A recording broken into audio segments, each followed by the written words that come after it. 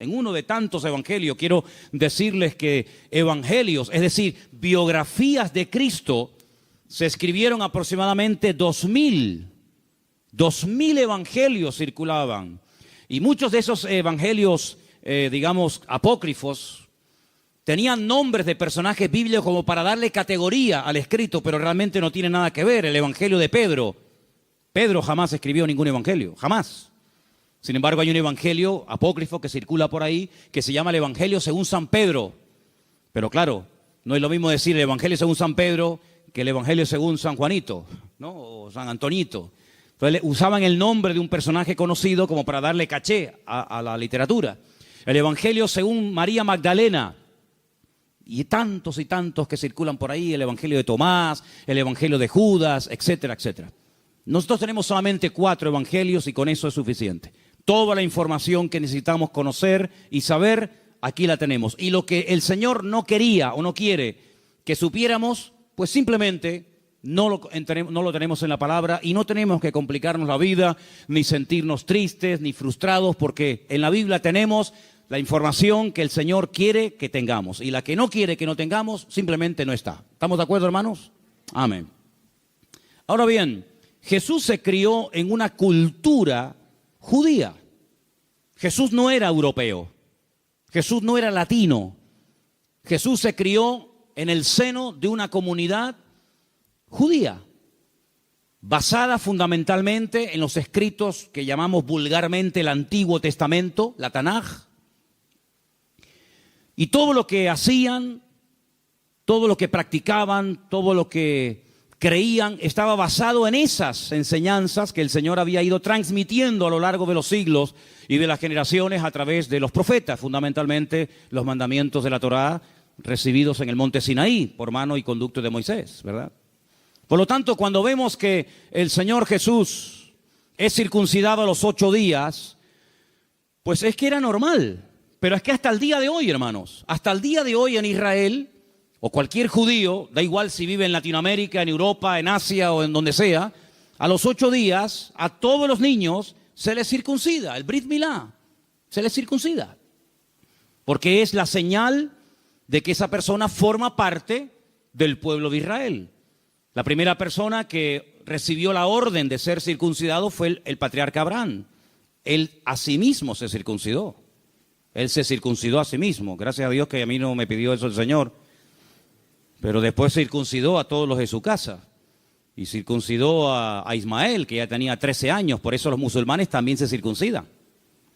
Pero no a los 8 días, sino a los 13 años. Amigo. Y por eso el Señor Jesucristo, en ese día cuando es llevado al templo, sus padres, que son judíos, de la tribu de Judá, para más Inri, pues tuvieron que llevar un sacrificio muy humilde, porque era gente muy humilde, era gente que no tenía mucho poder adquisitivo, pero fueron al templo a Jerusalén y allí circuncidan al niño, allí le ponen el nombre, lo presentan, por así decirlo, en sociedad y le ponen Yeshua, que significa el que salva, Salvador, ¿verdad? Todos los años, todos los judíos que vivían en un perímetro de 25 kilómetros alrededor de Jerusalén, era lo que había estipulado el Sanedrín, tenían que subir obligatoriamente a Jerusalén a celebrar las distintas fiestas que por orden del Señor tenían que celebrarse en Jerusalén. Leámoslo. Vamos al libro de Éxodo, por favor, capítulo 23. Lo vamos a proyectar ahí en la pantalla para que ustedes también, si quieren, puedan leerlo. Éxodo capítulo 23, versículo 14. 3 veces al año me celebraréis fiesta. La fiesta de los panes sin levadura guardarás. Y dice, 7 días comerás los panes sin levadura, como yo te mandé en el tiempo del mes de Abib, que significa primavera. Porque en él salisteis de Egipto, en la primavera salió Israel de Egipto. Y ninguno se presentará delante de mí con las manos vacías. También la fiesta de la siega. Una fiesta que nosotros los cristianos le hemos puesto el nombre o la conocemos vulgarmente como Pentecostés. Significa 50. El nombre original de la fiesta hasta el día de hoy se conoce como Shavuot, que es el plural de la palabra Shavua, que es semana, o Shavuot, semanas.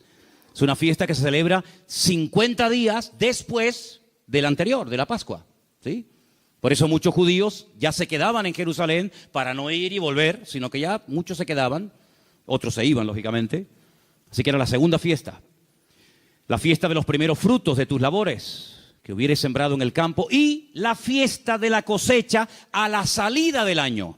Si se empieza el año con la fiesta de Pesaj, o la fiesta de la Pascua, y al finalizar el año, cuando se acaba el año, se celebra la última fiesta de alegría, que es la fiesta de la cosecha. No la de los primeros frutos, sino la fiesta grande, la de la alegría, la de la cosecha, que la conocemos como la fiesta de los tabernáculos. La palabra tabernáculos es Sukkot, que viene de la palabra suká. ¿Qué es una suká? Una suká es lo que hasta el día de hoy se hace durante una semana en Israel cuando se celebra esta fiesta entre los meses generalmente de septiembre y octubre, que le recuerda al pueblo de Israel que fueron peregrinos en el desierto durante 40 años antes de tomar posesión de la tierra de Canaán, de la tierra que fluye leche y miel, ¿verdad? Entonces es una fiesta muy bonita. Es una fiesta alegre porque además se termina el ciclo de la lectura de la Torá. Por eso el último y gran día de la fiesta es un día muy alegre que se llama la Simjat Torá. Es el día en el que la gente saca los rollos de la Torá escritos a mano y los pasean y todo el mundo se alegra porque es cuando termina el ciclo de lectura bíblica y empieza al mismo tiempo el ciclo otra vez hasta el próximo año que se celebre la fiesta de los tabernáculos. Así que estas eran las tres fiestas, las repito, la Pascua, Pentecostés y tabernáculos. Pesaj, Shavuot o Sukkah o Sukkot. Muy bien. 3 veces al año obligatoriamente todo israelita, todo judío tenía que subir a Jerusalén, al templo de Jerusalén, a celebrar estas fiestas, no con las manos vacías, sino como ya hemos dicho. Era obligatorio que los que estaban a 25 kilómetros de Jerusalén tenían que subir sí o sí. ¿Y qué pasaba con una familia que vivía en España? Porque ya había judíos en los tiempos del Antiguo Testamento, ¿verdad? En España ya había una comunidad judía muy importante. Hay muchísimos lugares de España que tienen nombre que tienen que ver con Israel. Por ejemplo, el famoso Val Hebrón, el Valle de Hebrón en Barcelona. El famoso Monte Montjuïc, el Monte de los Judíos, también en Barcelona. El río Ebro, que es el río de los hebreos. Y tantos lugares, incluso Tarsis, a donde Jonás quería huir, ¿verdad? Cuando huía o intentaba huir de la presencia del Señor. Pues muchos de ellos no iban a Jerusalén, pero el sueño era ir algún día a Jerusalén a celebrar alguna de estas fiestas, y a veces iban solamente una vez al año. Como Jesús vivía cerca de Jerusalén, vivía en la ciudad de Nazaret, ciudad que hasta el día de hoy se puede visitar, pues ellos dicen que subían todos los años. Era un privilegio el poder subir todos los años. Y cuando el niño cumple 12 años, suben al templo. Y según la historia que hemos leído en esta noche, pues dice la Biblia que en ese tiempo, cuando sus padres ya cumplen con todo lo que estaba establecido en la palabra, regresan otra vez a su hogar, regresan a la ciudad de Nazaret. Por eso se conoce a Jesús como Jesús de Nazaret. Simplemente por eso. No es Jesús de Belén, sino Jesús de Nazaret, porque digamos que adopta el nombre del lugar en el que se crió, aunque él no nació en Nazaret, como todos sabemos. Ahora bien, es interesante ver que esta gente, los padres de Cristo, los padres del Señor, eran practicantes, eran creyentes que practicaban los mandamientos de la palabra de Dios, que por cierto son 600, ¿cuánto? 13 mandamientos. Ahora, por ejemplo, cuando he estado en Israel, les he dicho a los hermanos algunas cosas interesantes. Por ejemplo, las famosas granadas. Una granada muy, muy grande que hay en Israel, que no es la que solemos tener en España, aunque también la puedes encontrar. La de Israel es muy grande, es enorme. Se parte a la mitad, se hace unos zumos muy ricos, por cierto. Pues cuando tú la abres y la desgranas, esos granitos rojos, en todas hay 613 granitos, en todas. Porque es la granada típica de Israel, que al israelita, al judío le recuerda los 613 mandamientos de la Torá, que tiene que practicar o que tenía que practicar en los tiempos en los que existía el templo. Hoy en día es prácticamente imposible cumplir con la ley porque no hay templo. Y más de 400 mandamientos giran en torno al templo. Por lo tanto, si quieres cumplir con uno y darle mucha importancia a uno, pero no cumple los demás, es como si no cumplieras ninguno. Eso es lo que dice la palabra. Ahora, como ellos eran practicantes, ellos subían todos los años. Ahora, es muy interesante ver que la gente reacciona según lo que le han enseñado. Por ejemplo, cuando hablas con una persona y comienza a contarte un poco su vida, cómo se convirtió, más o menos puedes saber, más o menos puedes conocer el trasfondo, el tipo de iglesia o incluso hasta de denominación a la que ha pertenecido o pertenece. Porque la educación que hemos recibido, sobre todo en los primeros años, primer año, año y medio, 2 años de nuestra conversión, nos marca a veces para toda la vida. Y por eso es muy importante, vuelvo otra vez a recordar lo que se ha dicho en otros mensajes desde aquí arriba, la importancia de ser instruidos con una sana doctrina y no con una enseñanza desvirtuada, manipulada, tergiversada, sacada del contexto para formar pretextos que después no tienen ningún fundamento bíblico. Es muy importante examinar lo que oímos, lo que leemos, lo que aprendemos semanalmente a la luz de las Escrituras. ¿Para qué? Para que podamos imitar a aquellos hermanos nuestros de la ciudad de Berea que dicen que eran personas nobles porque examinaban, después de haber escuchado al apóstol Pablo disertar sobre las profecías que, según él, se habían cumplido en la persona de Cristo. Es muy importante comprobar a la luz de las Escrituras si lo que estamos oyendo cada semana es así o no es así. Porque hay creyentes, parece mentira, pero es así, que han sido víctimas de malas enseñanzas, de enseñanzas sobreenfatizadas, amplificadas, como yo les llamo. Personas que le dan un énfasis tan grande a una cosa que ojalá se lo dieran a todo, Ojalá le dieran tanto énfasis a la oración, al perdón, a la generosidad, a la asistencia, al estudio de la palabra, como le dan a otras cosas. Y eso es como si nos creciera un brazo muy largo y otro se nos quedara raquítico. Sería horrible.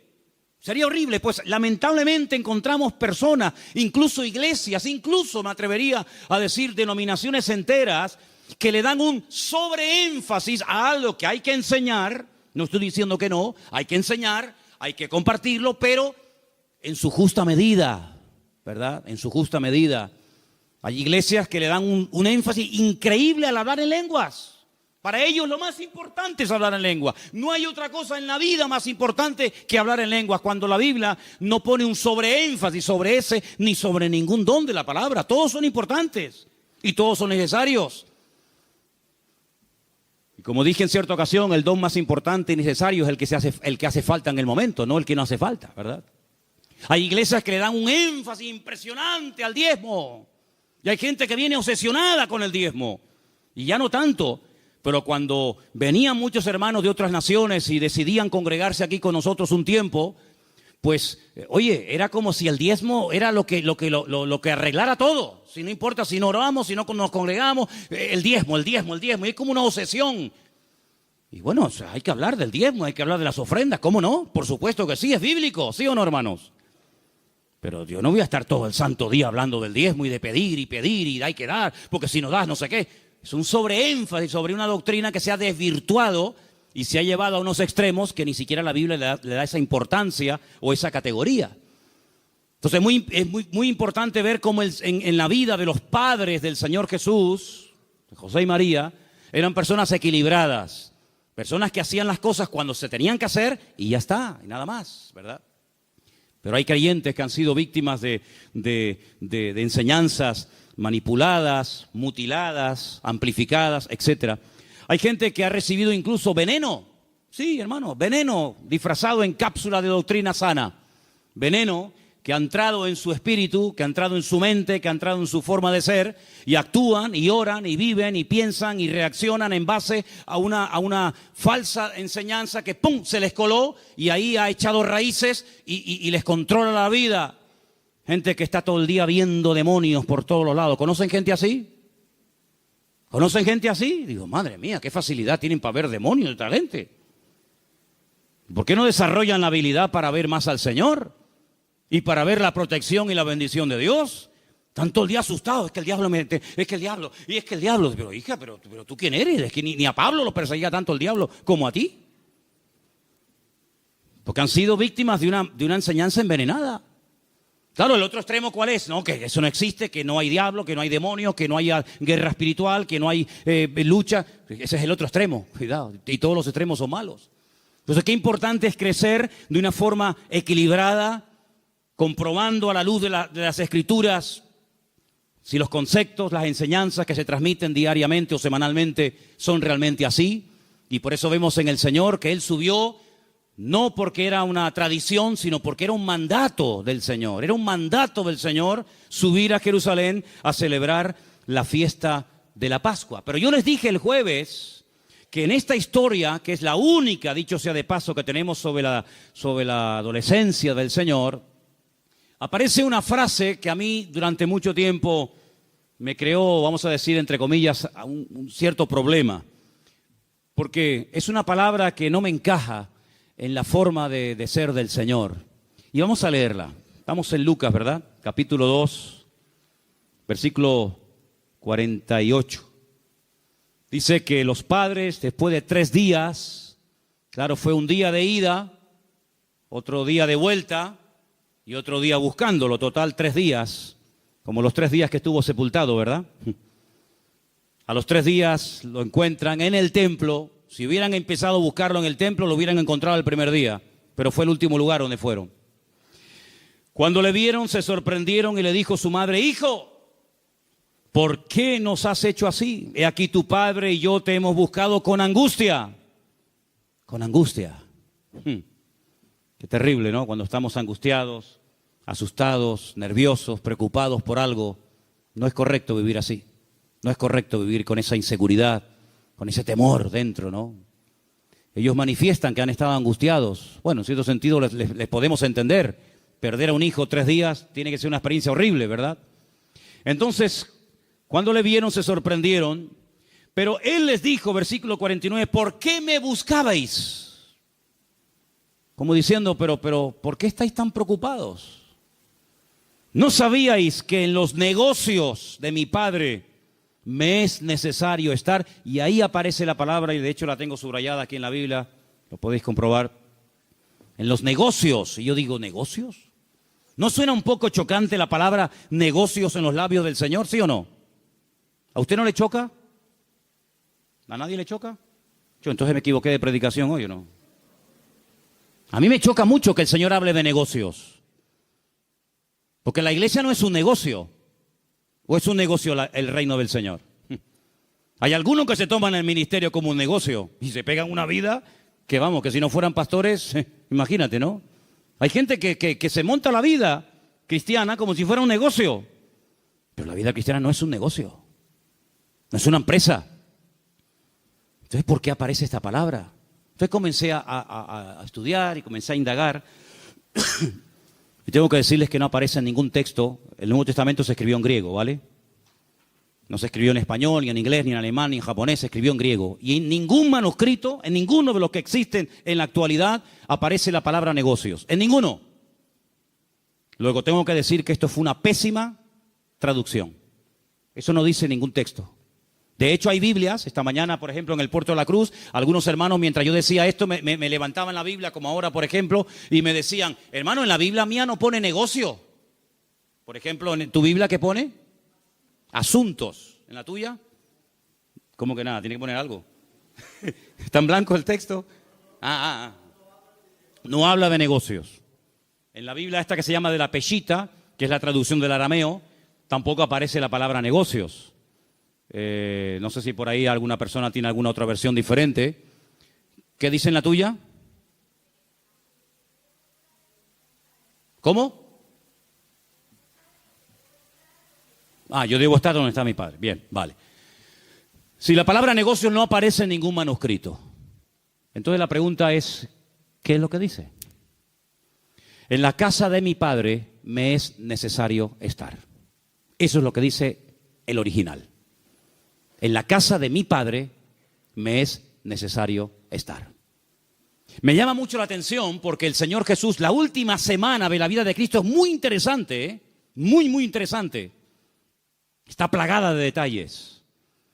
Baja de las montañas de Galilea, se va a Jerusalén y dice, por ejemplo, en Mateo 21, vamos a leerlo, Mateo 21, 12, que una de las primeras cosas que hace cuando llega a Jerusalén es ir al templo. La ciudad estaba plagada de peregrinos. Venían de todas partes a celebrar la Pascua. Era una fiesta muy importante, era una fiesta que se recordaba la liberación de la esclavitud de Egipto. Y venían peregrinos, judíos, centenares, miles de creyentes, de judíos de todas partes del país y de fuera del país. Y Jesús se va al templo. Y claro, aquello era un bullicio de gente, había judíos de todas partes del mundo y todos querían comprar su oveja, su cabra, el animal correspondiente para presentar el sacrificio personal. Y cuando el Señor llega al templo, estamos en Mateo 21, ¿verdad? Versículo 12, Jesús entró en el templo de Dios y echó fuera a todos los que vendían y compraban en el templo. Se habían metido dentro del templo a comerciar. Tremendo, el templo se había corrompido. Y entonces dice que él volcó las mesas de los cambistas. ¿Quiénes eran los cambistas? Pues ahora en Israel cuando hemos ido, pues hemos tenido que buscar casas de cambio para cambiar los euros en shekel. Porque con el euro sí puedes comprar cosas, pero te pueden timar, le pueden poner el valor que ellos quieran. Entonces tienes que convertir la moneda, los dólares, los euros o la moneda que lleves, tienes que convertirla en la moneda del país y con esa compras y vendes y te mueves, que es el shekel. Y los cambistas eran las personas que se ponían con sus mesas y le cambiaban el dinero a los que venían de un país, a los que venían de otro país, a los que les cambiaban el dinero, las monedas, etcétera, ¿verdad? Eso eran los cambistas. Y el Señor dice que las mesas de esa gente que estaba haciendo negocio en la casa del Señor, dice que las volcó. Imagínate un montón de monedas rodando por el suelo, ¿verdad? Volcó las mesas de los cambistas y las sillas de los que vendían palomas. Esto era el negocio, el negocio. Tienen que venir a cambiar y tienen que venir a comprarnos las palomas, las ovejas, los corderos y vamos a forrarnos. Esto va a ser una bicoca, esto va a ser el negocio porque estos pobrecitos vienen aquí y tienen que presentar sus ofrendas. Qué tremendo, ¿no? Qué tremendo. Siempre hay gente que vive de la desgracia ajena o del dolor ajeno. Jesús les dice, escrito está, mi casa, casa de oración será llamada. Mas vosotros la habéis convertido en cueva de ladrones. ¿Qué te parece, amigo? Me habéis convertido mi casa en una cueva de ladrones. Un lugar tan sagrado, un lugar donde el Señor depositó su gloria en su momento, un lugar donde estaba la Shekinah, la gloria del Señor, el centro religioso del pueblo de Israel, lo habían corrompido de tal manera que la gente hasta por dinero compraba los cargos. Es increíble que siempre tenía que haber un sumo sacerdote, que era el representante del pueblo delante del Señor y al mismo tiempo el representante del Señor para con el pueblo. Ahí tenemos en la entrada de la iglesia una réplica de las vestiduras del sumo sacerdote para que más o menos os deis una idea cómo podían ser, ¿verdad? Pero en aquellos tiempos, en los tiempos de Cristo, no había uno, habían dos. ¿Os acordáis? Anás y Caifás. Uno eran de los fariseos, otro era del grupo de los saduceos, porque competían entre ellos. Unos creían una cosa, otros creían otra. Todos querían tener el poder, amigo, el poder religioso, el poder controlar a la gente, manipular las escrituras, etcétera, etcétera. Una corrupción moral y espiritual terrible. Y el mismo Señor Jesucristo, cuando entra al templo, tiene que limpiarlo de adentro para afuera y volcar las mesas de los cambistas. Yo me he preguntado muchas veces, ¿y Anás y Caifás, los sacerdotes de la época, no se sentían mal cuando veían lo que el Señor vio? ¿No le llamaron la atención a los cambistas, ni a los que habían manchado y corrompido el templo? Pues se ve que no. Se ve que esa gente estaba allí porque alguien se lo había permitido. Se ve que esa gente estaba allí como pez en el agua porque los sacerdotes estaban igual o peor de corrompido que ellos. Y quién sabe también si cobraban alguna comisión de paso, ¿verdad? Y no es hasta que llega el Señor que dice, pero ¿no os dais cuenta que esto ya no es mi casa? Que esto en vez de ser una casa de oración, una casa de comunión, de relación, de intimidad con nuestro Padre, con nuestro Señor, lo han convertido en una cueva, pero de ladrones. Porque la Biblia habla de muchas cuevas. Y había una cueva que era la famosa cueva de Adulán, donde iban los afligidos y los menesterosos y los endeudados y los hechos polvo, diríamos, porque allí vivía un tal David que les ofrecía una seguridad y les ofrecía una esperanza, cosa que el rey Saúl no les ofrecía. Pero sin embargo, en la casa del Señor, en el templo de Jerusalén, pues en vez de ser un lugar de santidad y un lugar de respeto y un lugar de comunión, aquello era un gallinero, aquello era un lugar de negocio, de comercio, una auténtica cueva de ladrones. Y es interesante porque el Señor, cuando tiene 12 años, le dice a sus padres: en la casa de mi Padre me es necesario estar. Y cuando tiene 30 años dice: me habéis convertido mi casa de oración en una cueva de ladrones. Ay, amigo, ¿en qué quedamos? ¿Es la casa del Señor o es la casa de Dios? Porque Él dijo a los 12 años: en la casa de mi Padre me es necesario estar. Y cuando tiene 30 años dice: mi casa me la habéis convertido en una cueva de ladrones. Qué interesante, ¿verdad? He traído un material que lo voy a dar a partir del jueves, tan interesante en mi vida, doy gracias al Señor por eso. He podido conseguir un material tan extraordinario, lo conseguí en una iglesia en Talpiot, a las afueras de Jerusalén, donde al terminar un culto me acerqué a una mesa llena de material, de pegatinas y de montones de cosas, y yo comencé ahí a llevarme de todo un poco, y me traigo un libro escrito por el pastor de la iglesia, donde habla de cómo aclarar y cómo explicar esa lucha que a veces hay entre de sí. Pero bueno, si la Biblia dice que Dios es uno, escucha Israel, el Señor nuestro Dios, uno es. Y entonces Cristo, ya son dos, ¿no?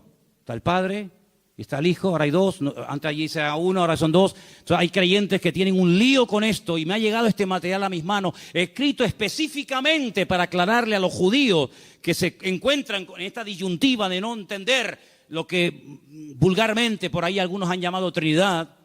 Pues en ese libro comencé a estudiarlo y es increíble los textos que aparecen. Lo voy a comenzar a dar desde el jueves, un material extraordinario acerca de todas las veces y ejemplos bíblicos buenísimos, de verdad, que emplea el Señor en su palabra para explicarnos lo que para Él es uno, aunque a veces sean 2 o 100 o 1000, pero para Él es uno. Eso, Dios mediante, será el día jueves en las clases que daremos, ¿no? Pero es interesante notar cómo el Señor llegó a aquel lugar y dice que Él comenzó a oír y a preguntar, a oír y a preguntar. Dice la Escritura que lo primero que tenemos que desarrollar como creyentes es el deseo de oír. Todo hombre sea pronto para oír y tardo para hablar. Primero, aprender a oír. Segundo, aprender a hablar. A veces nosotros nos metemos en líos porque primeramente hablamos y después escuchamos. Cuando la Biblia dice que es al revés. Primeramente hay que oír, observar, conocer bien, tener todos los datos y después hablar. Es como el orden de las letras en el Aleph Bet, en las letras del alfabeto hebreo. Todas tienen un orden. Los que están en la clase conmigo en hebreo saben, ¿verdad? Aleph, Bet, Gimel, Daleth, Hei, Bat, todo ese orden, ¿verdad? Hay una letra que es la letra, ¿cuál? Ain, ojo, a ojo. Y la siguiente es la letra P, que significa boca. Primeramente observa y luego hablas. ¿Cuántos problemas habremos tenido a lo largo de nuestra vida? Porque hablamos, opinamos, comentamos, nos metemos en follones y después cuando te dicen, no, pero mira, es que era así, ay, pero ya la palabra salió por tu boca y ya no vuelve atrás, ¿verdad? El Señor dice que oía y preguntaba. El Señor primeramente oía y luego preguntaba. Qué importante es prestar atención a lo que el Señor nos transmite a través de su palabra, semana tras semana, mes tras mes, y ya podemos hablar de año tras año. ¿Se acuerdan cuando yo les dije que cuando estudiamos las iglesias del Apocalipsis, esa expresión que aparece curiosamente 7 veces en 7 textos diferentes, escuchen, o el que tiene oído, oiga lo que el Espíritu dice a la iglesia? Pues es un término polivalente, es un verbo que se puede interpretar, se puede traducir de 2 formas diferentes y no hay ningún error. Escucha o oigan lo que el Espíritu dice a la iglesia. Y la otra forma del verbo oír es obedezcan lo que el Señor le dice a la iglesia. Entonces dice, entonces ahora entiendo lo que dice Romanos 10. La fe viene por oír.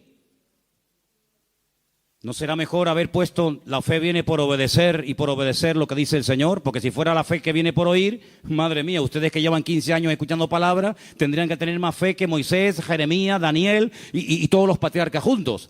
No es solamente por oír, hay gente que oye y oye y oye y oye, pero ¿qué de lo que oye ponen en práctica? ¿Se dan cuenta? Entonces el Señor dice que oía, escuchaba y luego preguntaba. Y por eso es muy importante, repito, oír atentamente, incluso hasta tomar nota. Sí, hermano, tomar nota, yo lo hago. Tomar notas.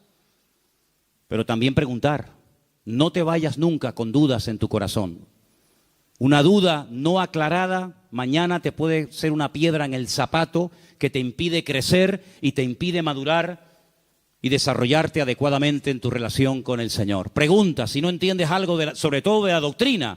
No tanto del estilo, sino de las doctrinas elementales y básicas, que por cierto las tenemos ahí en el tablón de la iglesia y en la página web de la iglesia. En esto creemos, esto, 1, 2, 3, 4, en esto creemos. Si tiene usted alguna duda sobre la inspiración de las Escrituras, si tiene alguna duda acerca de la venida del Señor, si tiene alguna duda sobre algo que creemos o practicamos, pregunte. Nunca caerá mal usted por preguntar.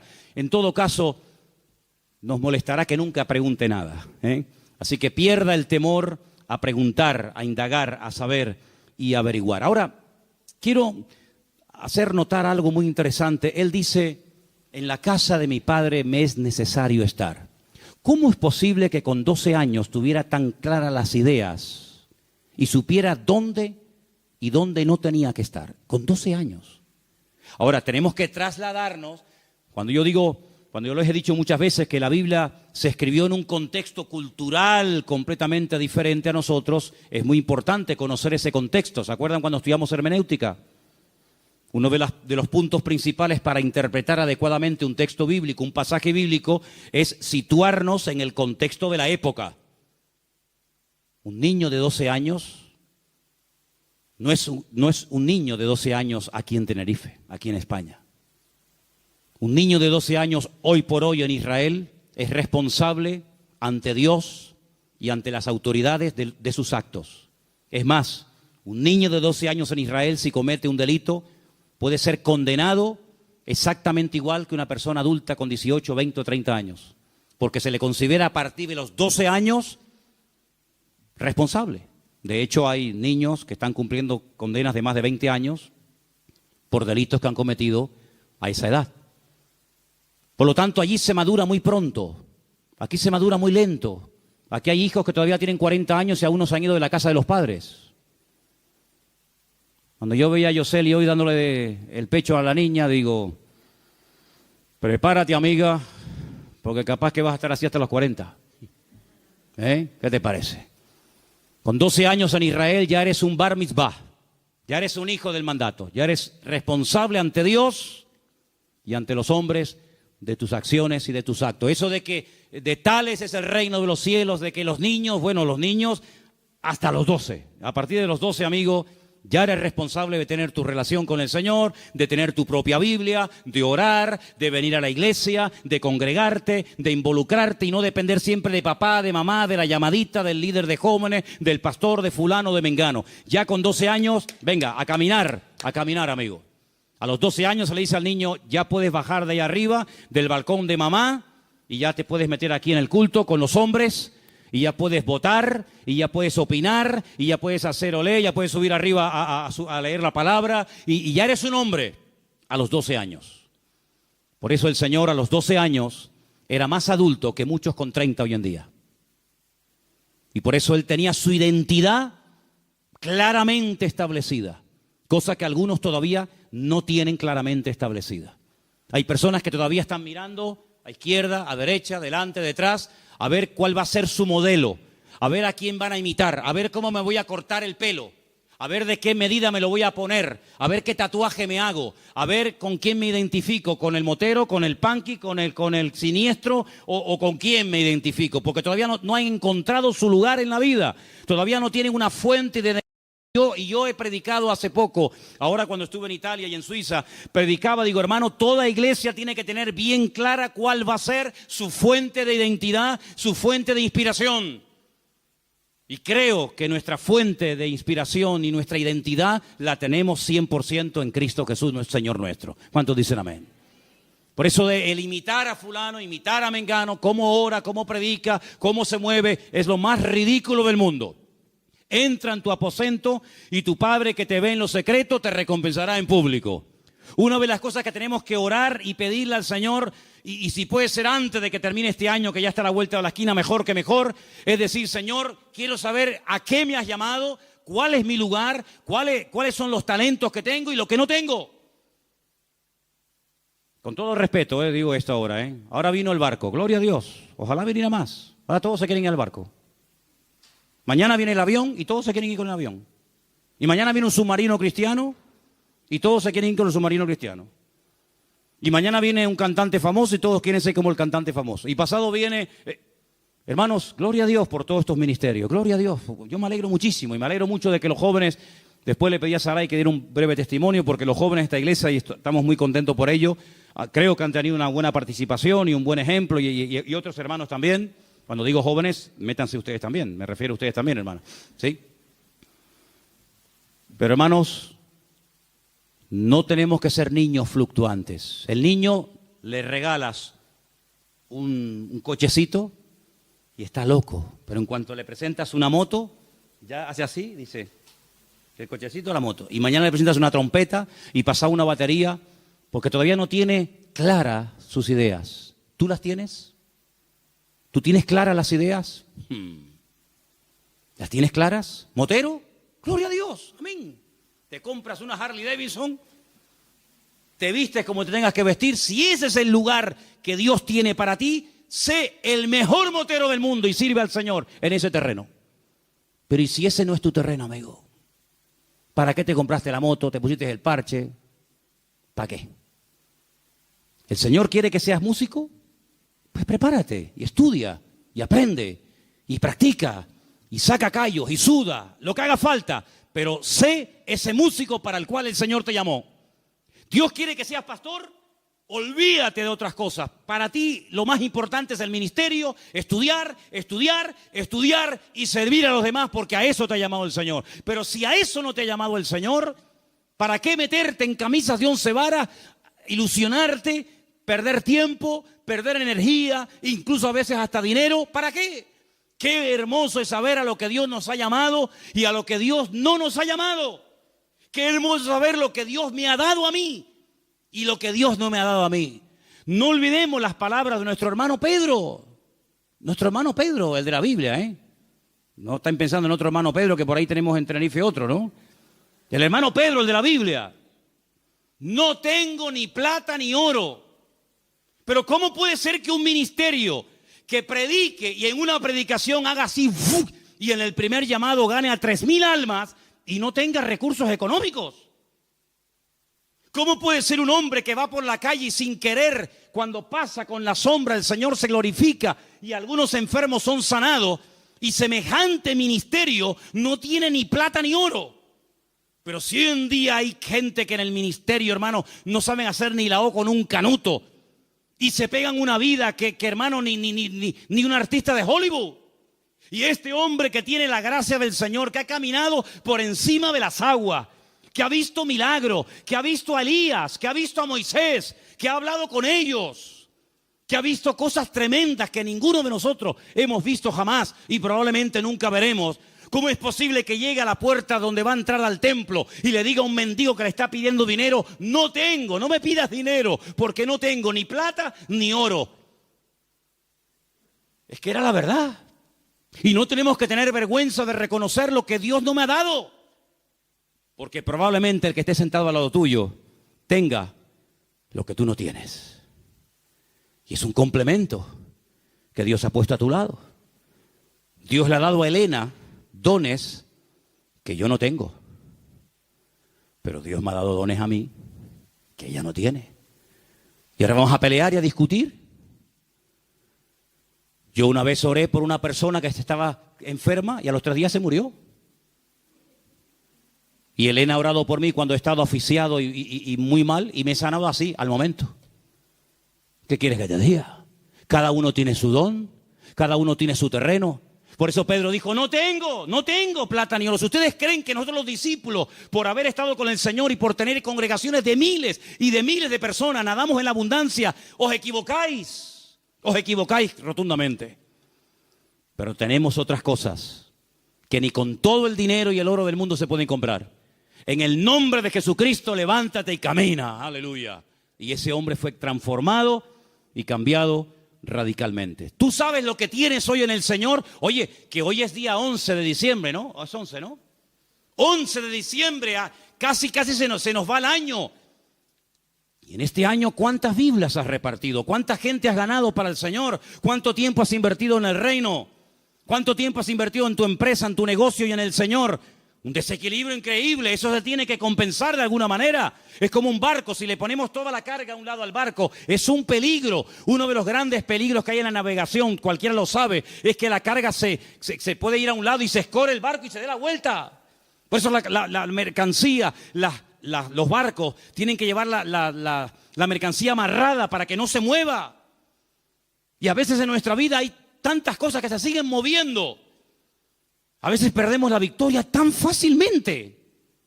Y yo digo, pero Señor, con lo que te costó a ti obtener la victoria para nuestra vida, la salvación de nuestra alma, y lo fácil que algunos pierden la bendición. Antes que me olvide, estuve con este chico que va a venir dentro de poco, si Dios quiere. Seguramente nos está viendo ahora desde la ciudad de Beersheba, allí en el sur de Israel, en el desierto del Negev, donde vivía el patriarca Abraham, nuestro hermano Guido. Contándome su testimonio ahora que estuvimos allí con él en Tel Aviv, me contaba en medio de su testimonio, un testimonio tremendo. Dejó drogas, bueno, ya lo van a escuchar. Hay un momento en el que en su testimonio me dice, y también dejé de fumar. Digo, oye, una pregunta. Porque él mismo me dice en su testimonio que la droga la dejó así, fácil. Y las cosas que hacía, que eran terribles, que ya las escucharán de su boca, así. Pero dice, con el tabaco tenía una lucha, Manolo. Pero lo dejé. Y entonces cuando él me cuenta esto, yo le pregunto, ¿y cómo lo dejaste? Me dice, pues te voy a contar algo. Dice, cayó en mis manos un libro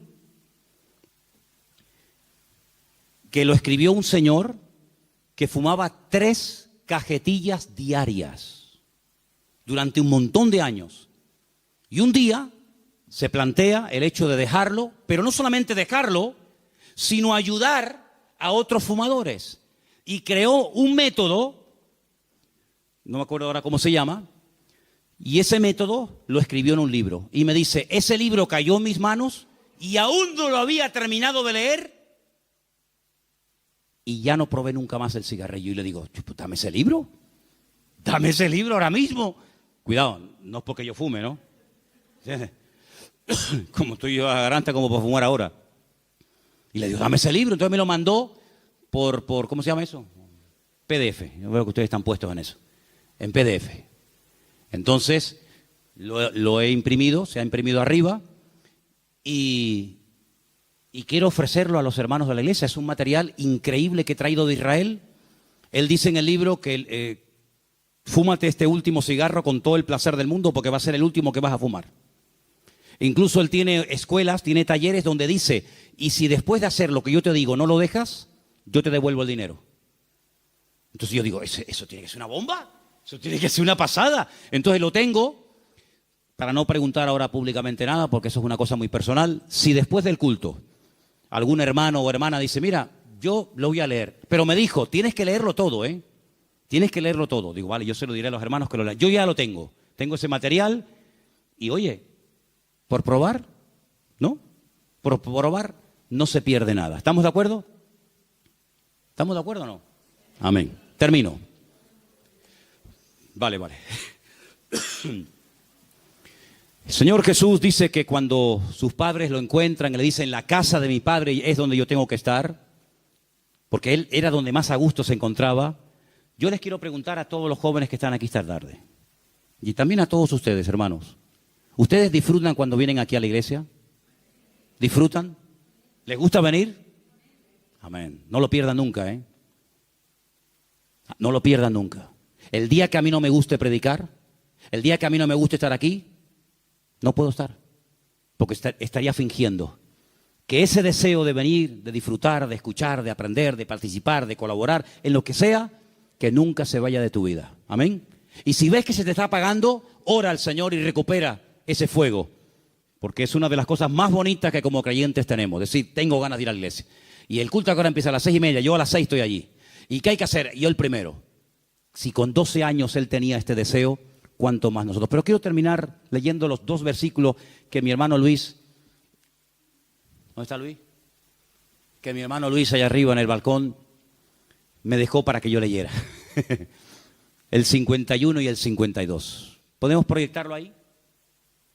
Dice, descendió con ellos y volvió a Nazaret. Podía terminar ahí el texto, pero añade algo muy interesante. Dice, y estaba sujeto a ellos. Y su madre guardaba todas estas cosas en su corazón. Y Jesús crecía en sabiduría, en estatura y en gracia para con Dios y para con los hombres. Fíjate tú qué datos tan interesantes nos da la palabra, ¿eh? Vuelve a Nazaret, pero no diciendo, como ese niño que le dice, ven aquí.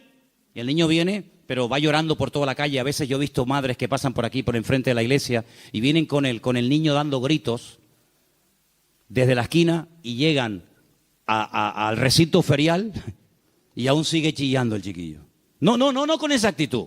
No volvió con esa actitud de malcriado, sino dice que volvió sujeto a sus padres.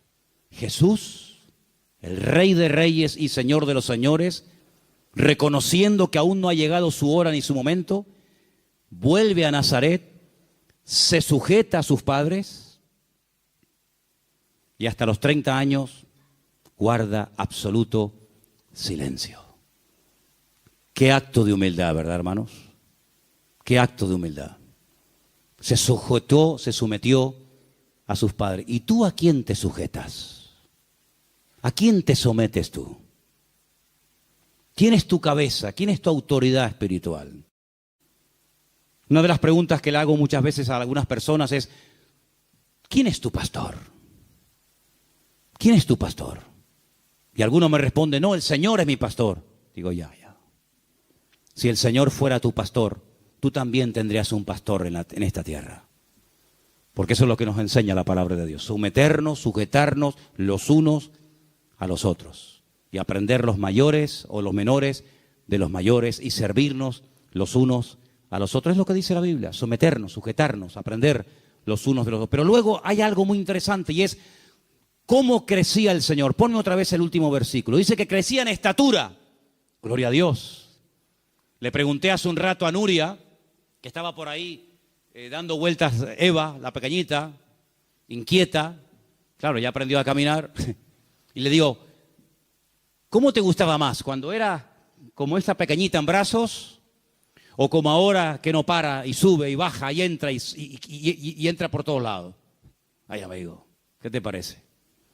Crecemos, ¿verdad? Y gloria a Dios por ello. Pero la estatura, el crecimiento físico es importante, pero no es el más importante de todos. No es el más importante. La parte física, los griegos le dieron una importancia tan grande que convertían sus templos al mismo tiempo en gimnasios. Y por ejemplo, cuando conquistaron Jerusalén, lo primero que hizo Antíoco Epifanes, que fue uno de los seleucidas, uno de los griegos que conquistó aquella parte de la tierra, cuando el imperio griego se divide en 4, pues convirtió el templo de Jerusalén en un gran gimnasio y lo profanó de esa manera. Y la gente iba a ponerse cachas, a ponerse fuerte. Y ellos inventaron las olimpiadas, el culturismo, el culto al cuerpo. ¿Cuántos gimnasios hay alrededor de nuestra iglesia? ¿Los has contado? 5. 5 gimnasios alrededor de nuestra iglesia. Y tú pasas por delante de ellos y tú dices, madre mía.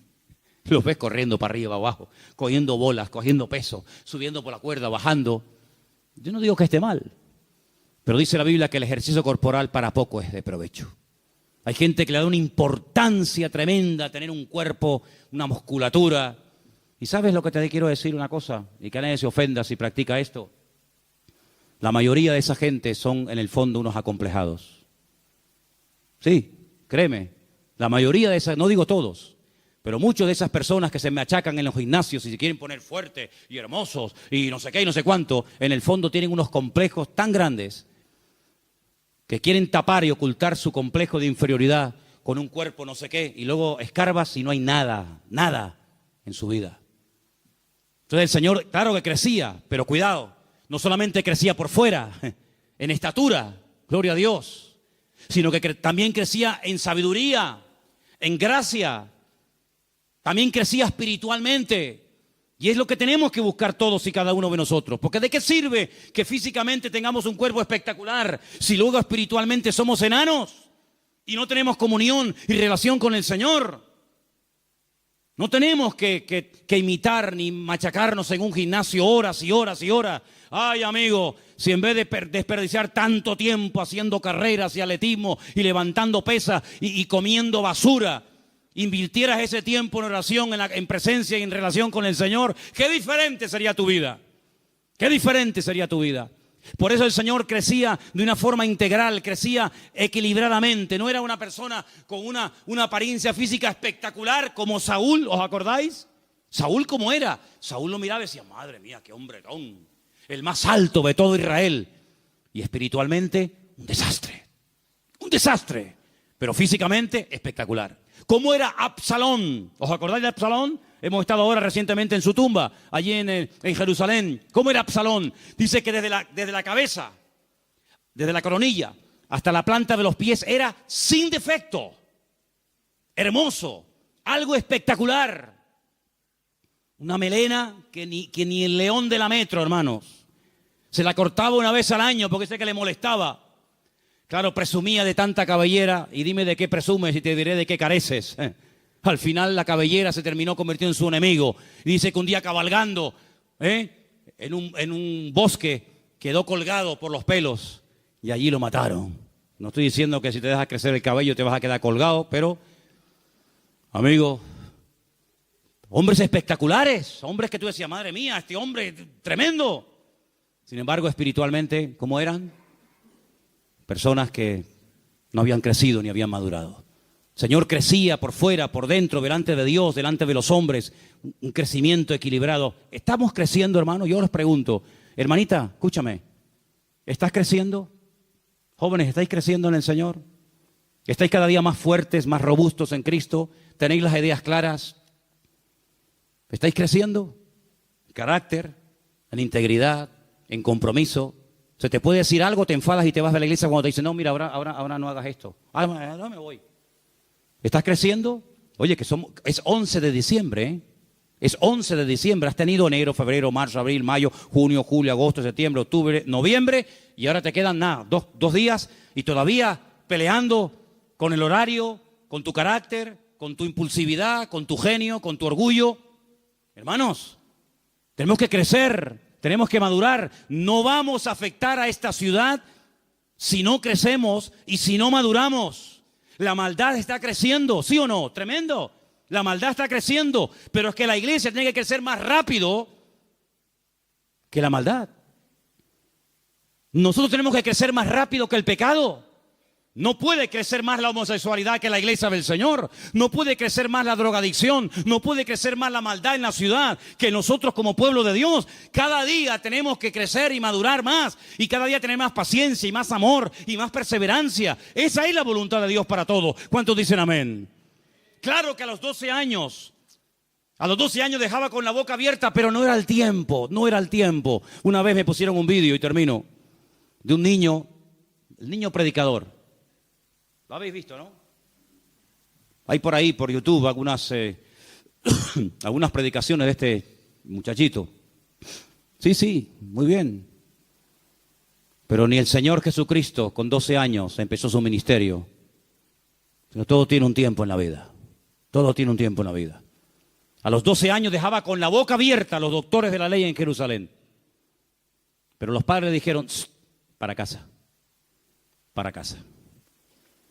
Y se sujetó a sus padres y hasta los 30 años no volvió a abrir la boca. Hasta los 30 años. Aprendió a esperar. Aprendió que llegara su momento. No te precipites. No te metas donde no te ha llamado el Señor. Porque hay momentos en los que nosotros podemos meternos en terrenos y en ambientes y en circunstancias en los cuales nosotros, con nuestra experiencia y con nuestra etcétera, podemos abrirnos camino. Pero cuidado, dejemos que el Señor vaya adelante, hermanos. La nube que dirigía al pueblo iba adelante, el pueblo iba detrás. Y cuando la nube se paraba, el pueblo se detenía y acampaba y hacía noche. Y a veces se detenía un día, otras veces un año. Y el pueblo tuvo que aprender a caminar al ritmo y al paso que le marcaba el Señor. Y ese es el ritmo con el que nosotros tenemos que crecer. Y yo creo que en este año el Señor nos ha ido marcando el paso de una forma increíble. Y he visto que muchos se han esforzado y han caminado y han crecido y han ido al ritmo que el Señor le ha ido marcando las pautas y los tiempos en nuestra vida y en nuestra congregación. Y yo quiero animar a todos que antes de que termine el año, hermanos, si te has quedado atrás, te recuerdo el retiro que tuvimos a primero de año, creo que fue por el mes de febrero. ¿A quién atacó Amalek? ¿Os acordáis de aquel retiro que tuvimos? ¿A quién atacó Amalek? A la retaguardia, a los que iban atrás, a los que se habían quedado retrasados, a los que no iban al ritmo del pueblo. Por ahí vino el ataque. Los demás iban avanzando y aquellos cansados, los fatigados, los débiles, por ahí les vino el ataque. Por eso, hermanos, si te has quedado atrás, venga, corre, métete en el pelotón y seguimos al ritmo del Señor.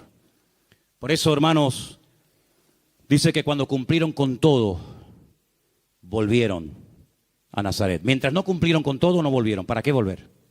¿Estamos cumpliendo con todo? Hay gente que asiste a la iglesia. Sí, yo les veo aquí esta tarde. Yo no soy ciego, les veo. Estáis cumpliendo una parte muy importante que es la de congregaros. No dejar de congregarse como algunos tienen por costumbre, pero cuidado, eso es un área nada más, ¿eh? Eso es un área. Pero, ¿y tu vida de relación con Dios? ¿Tienes relación con Dios? ¿O vives de cultos? Ay, amigo. ¿Tienes comunión con el Señor? ¿Estás involucrado en la obra? Me decían antes del culto,